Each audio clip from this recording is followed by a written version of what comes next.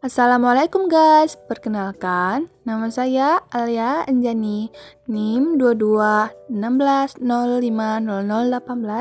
Prodi Perbankan Syariah A, mata kuliah Pengantar Studi Pemikiran Islam, yang dosen pengampunya adalah Bapak Lukmanul Hakim MAG dan Bapak Rahmat Trihadi MAG, Fakultas Ekonomi dan Bisnis Islam UIN Imam Bonjol Padang. Korelasi ilmu akhlak dengan ilmu-ilmu lain. Apa sih korelasi ilmu akhlak dengan ilmu-ilmu lain itu?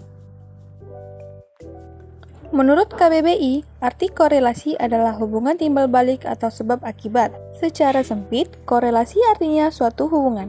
Dalam suatu statistik, korelasi merupakan ukuran hubungan linier antara dua variabel. Korelasi ilmu-ilmu akhlak dengan ilmu-ilmu lain ada banyak loh, apa saja ya? Yang pertama, korelasi ilmu akhlak dengan ilmu tauhid. Ilmu tauhid adalah ilmu usuluddin, ilmu pokok-pokok agama, yakni menyangkut kaidah dan keimanan. Sedangkan pada keimanan, iman tidak cukup hanya disimpan dalam hati, melainkan harus dilahirkan dengan perbuatan yang nyata dalam bentuk amal saleh dan atau tingkah laku yang baik. Ilmu tauhid merupakan ilmu yang membahas tentang bagaimana mengesahkan Tuhan. Hubungan ilmu tauhid ini sekurang-kurangnya dapat dilihat dari 4 analisis sebagai berikut. Yang pertama, dilihat dari segi objek pembahasannya. Ilmu tauhid sebagaimana diuraikan di atas membahas Tuhan yang baik dari segi sifat dan perbuatannya. Yang kedua, dilihat dari segi fungsinya. Ilmu tauhid menghendaki agar seseorang yang bertauhid tidak hanya cukup dengan menghafal rukun iman dengan dalil-dalilnya, tetapi yang terpenting adalah agar orang-orang yang bertauhid meneladani subjek yang ada dalam rukun iman. Yang ketiga, dilihat dari erat kaitan dengan amal saleh. Dapat diuraikan bahwa suatu keimanan dalam ilmu tauhid sangat erat dengan perbuatan, baik dalam ilmu akhlak di mana ilmu tauhid sebagai landasan. Sedangkan ilmu akhlak memberikan penjabaran dari pengalaman ilmu tauhid, tanpa akhlak mulia tidak akan kokoh.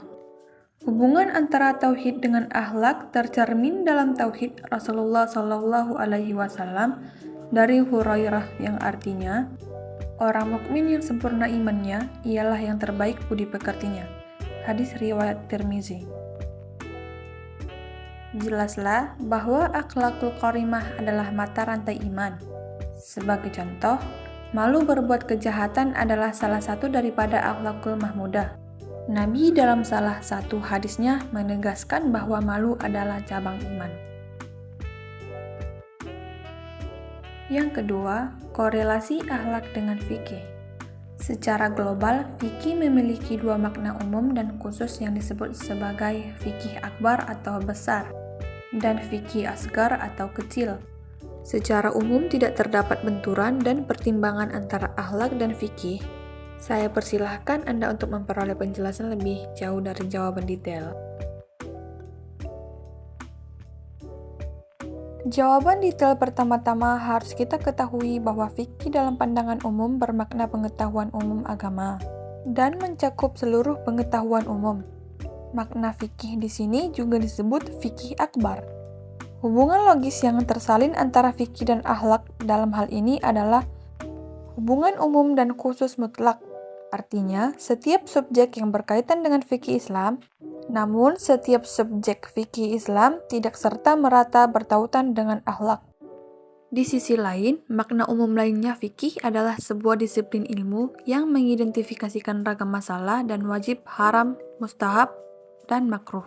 Dengan kata lain, fikih dalam artian terbatas ini juga disebut secara teknis sebagai fikih asgar.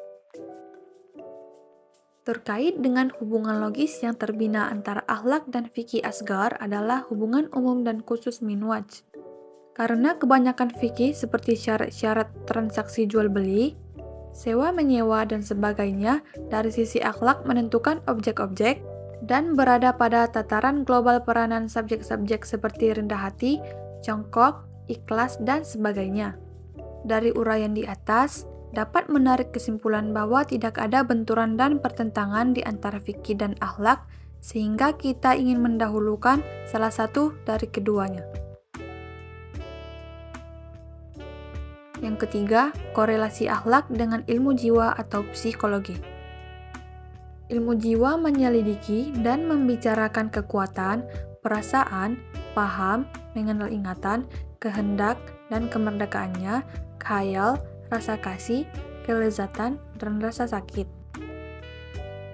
Sedangkan pelajaran akhlak sangat mengingatkan apa yang diingatkan atau dibicarakan oleh ilmu, bahwa ilmu jiwa adalah pendahuluan tertentu bagi akhlak. Pada masa akhir-akhir ini, terdapat dalam ilmu jiwa suatu cabang yang disebut ilmu jiwa masyarakat. Ilmu jiwa membahas tentang ilmu kejiwaan yang tampak dalam tingkah laku. Melalui ilmu jiwa dapat diketahui psikologi yang dimiliki seseorang, jiwa yang bersih dari dosa dan maksiat serta dekat dengan Tuhan. Jadi, dapat disimpulkan bahwa ilmu jiwa dan ilmu akhlak bertemu karena pada dasarnya sasaran keduanya adalah manusia. Ilmu akhlak melihat dari apa yang sepatutnya dikerjakan manusia. Sedangkan ilmu psikologi melihat tentang apa yang menyebabkan terjadinya suatu perilaku. Oke guys, terima kasih telah menonton video ini. Apabila banyak kesalahan kata pada video ini, mohon dimaafkan ya teman-teman. See you, terima kasih.